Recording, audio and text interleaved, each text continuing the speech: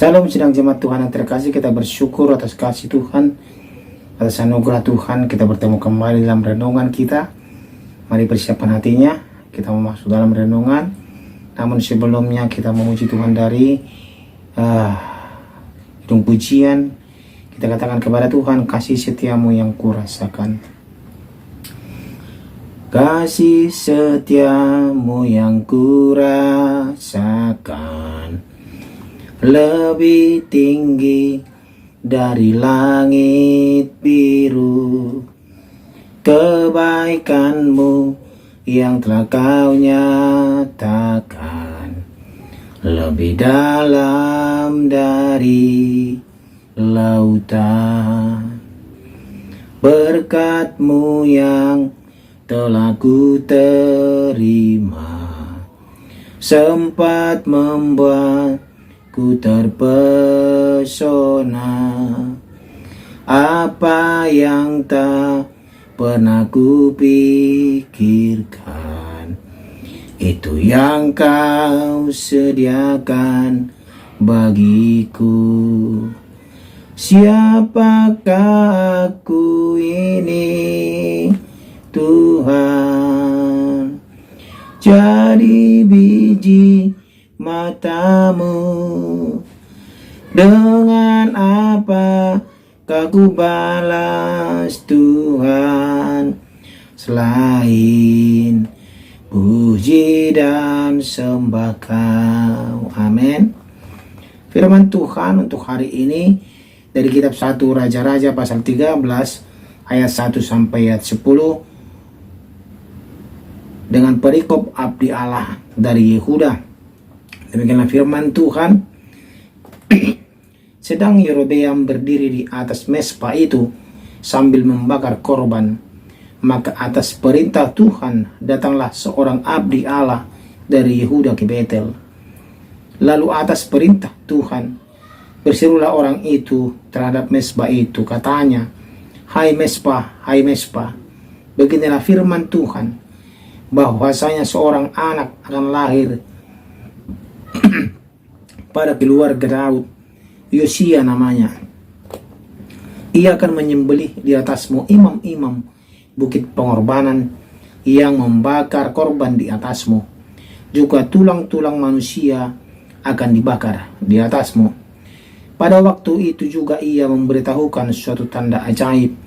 Katanya, inilah tanda ajaib bahwa Tuhan telah berfirman bahwasanya mezbah itu akan pecah, sehingga tercurah abu yang di atasnya. Demi Raja Yerobeam mendengar perkataan abdi Allah yang diserukannya terhadap mezbah di Betel itu, ia mengulurkan tangannya dari atas mezbah dan berkata, tangkaplah dia. Tetapi tangan yang diulurkannya terhadap orang itu menjadi kejang, sehingga tidak dapat ditariknya kembali.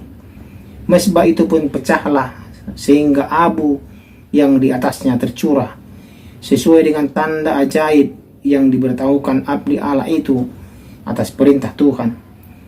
Lalu berbicaralah raja dan berkata kepada abdi Allah itu, mohonkanlah belas kasihan Tuhan Allahmu dan berdoalah untukku, supaya tanganku dapat kembali. Dan abdi Allah itu memohonkan belas kasihan Tuhan, maka tangan raja itu dapat kembali dan menjadi seperti semula.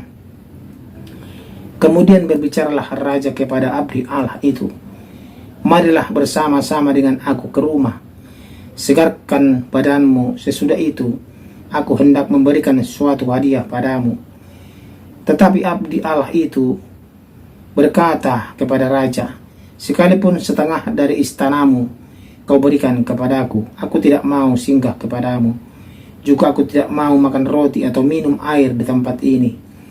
Sebab beginilah diperintahkan kepadaku atas firman Tuhan, jangan makan roti atau minum air, dan jangan kembali melalui jalan yang telah kau tempuh itu. Lalu pergilah ia melalui jalan lain, dan tidak kembali melalui jalan yang telah diambilnya untuk datang ke Betel. Demikianlah pembacaan firman Tuhan. Tema kita pada hari ini adalah peringatan dari Allah. Sidang jemaat Tuhan yang terkasih, meskipun Yerobeam telah menjadi raja atas 10 suku Israel, namun ia ragu akan kesetiaan mereka jika mereka masih beribadah ke bait Allah di Yerusalem. Maka ia membangun tempat-tempat ibadah baru, mengangkat imam-imam, dan menentukan hari raya sendiri. Inilah yang dilakukan Raja Yerobeam. Lalu Tuhan mengutus seorang abdi Allah untuk menegur Yerobeam serta menubuatkan kehancuran tempat ibadah itu. Mendengar itu, Yerobeam mengulurkan tangannya. Dia marah, seolah-olah dia itu dihina di depan banyak orang. Dia marah karena dia mengulurkan tangannya untuk menyuruh menangkap abdi Allah itu. Tetapi apa yang terjadi, sidang jemaat Tuhan? Tangannya menjadi kaku, menjadi kejang, dan tidak dapat ditarik kembali. Dia khawatir tangannya akan seperti itu.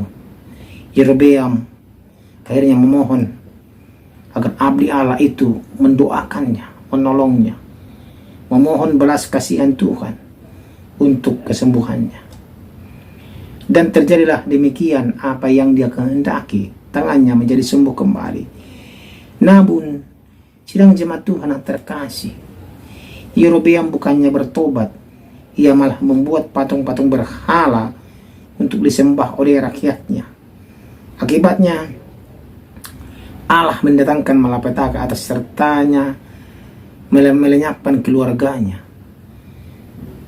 Tadi kita sudah baca sidang jemaat Tuhan juga, bahwa mesbahnya pecah, abunya kemana-mana. Ini yang dinubuatkan kepada dia terjadi, sidang jemaat Tuhan, karena perlakuan dia sungguh luar biasa jahatnya. Dia lupa bahwa banyak mujizat yang Allah lakukan, namun mereka yang mengalami mujizat itu tidak otomatis mengakui kehebatan Allah, sama dengan seperti Yerobeam, dan mencapainya dan mempercayainya, dan mempercayai bahwa itu adalah anugerah Tuhan dan kebaikan Tuhan kepada dia. Firaun dan para pegawainya bahkan berusaha membuat mujizat tandingan ketika Musa dan Harun menunjukkan mujizat Allah di depan mereka.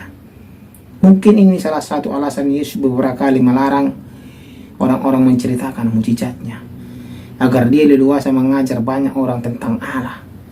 Karena dengan mengenal Allah, kita akan makin sadar kebutuhan kita untuk diampuni dan diselamatkan olehnya, sekalipun tidak ada mujizat. Seperti Yerobeam, dia memohon-mohon untuk menyembuhkan tangannya, Allah menyembuhkan tangannya, Allah menyembuhkan. Tetapi bukan berterima kasih, dia malah makin menjadi-jadi menghina Allah dengan membuat patung, sidang jemaat Tuhan. Akhirnya nanti Yerobeam dihukum Allah, keluarganya akan dimusnahkan. Inilah yang terjadi kepada orang-orang yang melawan ketetapan Allah, melawan firman Allah, dan jemaat Tuhan. Dan abdi Allah juga menubuatkan bahwa nanti keturunannya akan memenggal para imam-imam di mesbah itu juga. Itu namanya Yosia. Karena Yerobeam tidak takut akan Allah. Yerobeam jahat di mata Tuhan Allah. Tetapi Yosia nanti keturunannya, dia takut akan Allah. Dia menuruti segala perintah daripada dia, akan hancurkan segala apa yang dibuat oleh nenek moyangnya, baik itu patung, baik itu mesbahnya, dan imam-imamnya pun akan disembelihnya. Sidang jemaat Tuhan terkasih, kita tahu kehidupan kita ini sebenarnya adalah milik Allah.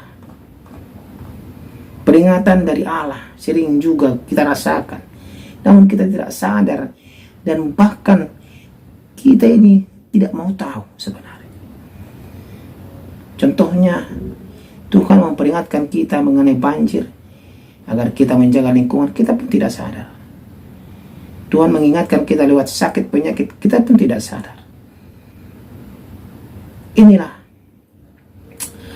peringatan yang diberikan oleh Tuhan Allah kepada kita, tetapi kita tidak mau merubah diri kita ke arah yang lebih baik. Seperti Eropa, malah dia mencari-cari. Mari sedang jemaat Tuhan, yakin dan percaya kita akan berubah ke arah yang lebih baik.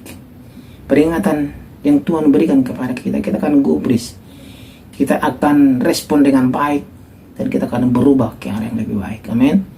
Amin. Kita berdoa. Terima kasih ya Tuhan untuk firman-Mu hari ini yang mengingatkan kami bahwa peringatan yang Tuhan Allah berikan kepada kami akan kami respon dengan baik, akan kami lakukan dengan baik, dan kami mau dibaharui di dalam Tuhan. Di dalam nama Tuhan Yesus Kristus kami berdoa. Amin. Kasih setiamu yang ku rasakan lebih tinggi dari langit biru.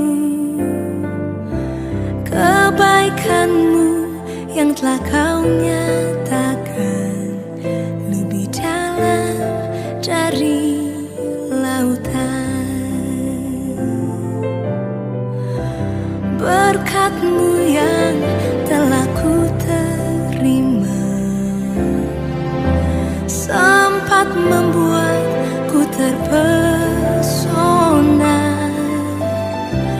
Apa yang tak pernah ku pikirkan, itu yang kau sediakan bagiku. Siapakah aku ini, Tuhan? Jadi biji mata-Mu. Dengan apakah ku balas Tuhan selain puji